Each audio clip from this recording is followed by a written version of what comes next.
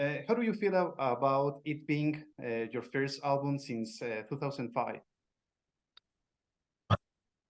Well, I mean, I didn't know it was going to turn out like this, the album, Mhm.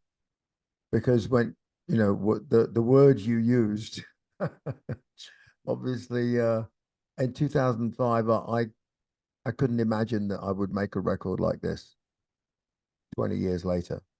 But it's a really special record for me. I think it's something I don't know if I could ever get close to doing something like this ever again because it creeps up on you.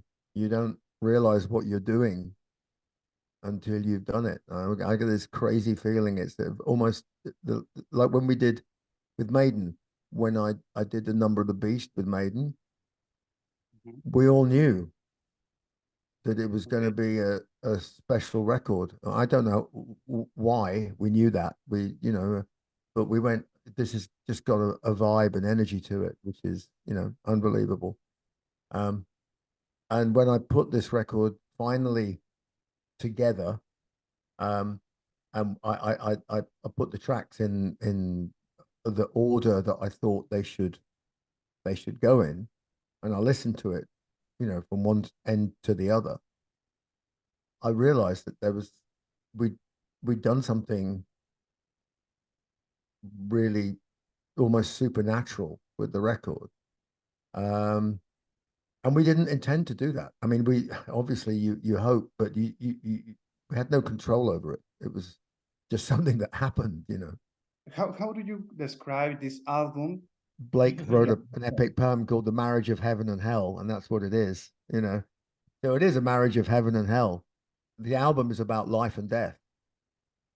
yeah, Mainly a lot of this is a song about life and this is a song about death, or it's a song about life and death in the same in the same experience. Um so the way I would describe it, I think a lot in pictures.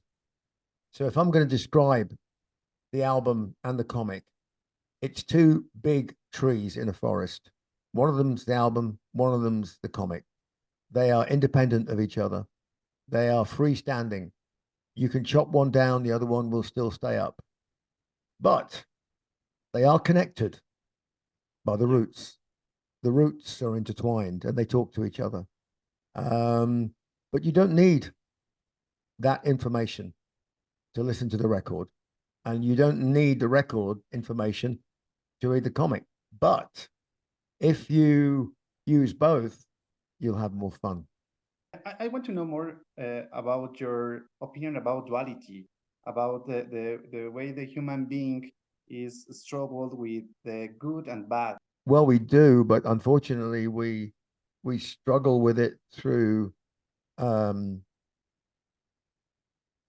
the crap that other human beings dish out to us. Uh, so, for people who are lucky to have a great family, that's wonderful. But for every family that's a great family, you have to turn around and go, there's other families where huge damage is done to children by abusive people, by alcoholics, by all this stuff. And those people then go out in the world and then in turn, some of them create their own chaos. So that's one thing about good and bad is that stuff happens. Then you put on top of that religion, you know, um, which for me is a source of uh, I wouldn't say inspiration. It's a source of information and stories. Um, but do am I a big fan of religion? No, of any religion, you know, because religion is a cop out. Religion is it's you are just uh, you're giving up your free will to a psychopathic God, Yeah, and God is a psychopath. Certainly, the Old Testament God is a complete psychopath. Here you go, buddy. What was the thing where you have to?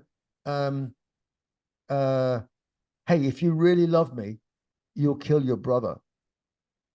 Yeah. Right? Absolute psycho. God is a psycho, right? That's quite clear. Grandiose, everything. I mean, all the things, narcissistic, you know, sends his own son down to get tortured. Yeah, well done, son. You know, come on, what is that? You know, it's insane. And we buy into all that, and we buy into all those that mythology, and it's crippling. You know, I mean, you can see it's not just Christianity; it's all the bloody religions, all of them. They're all about enslaving people.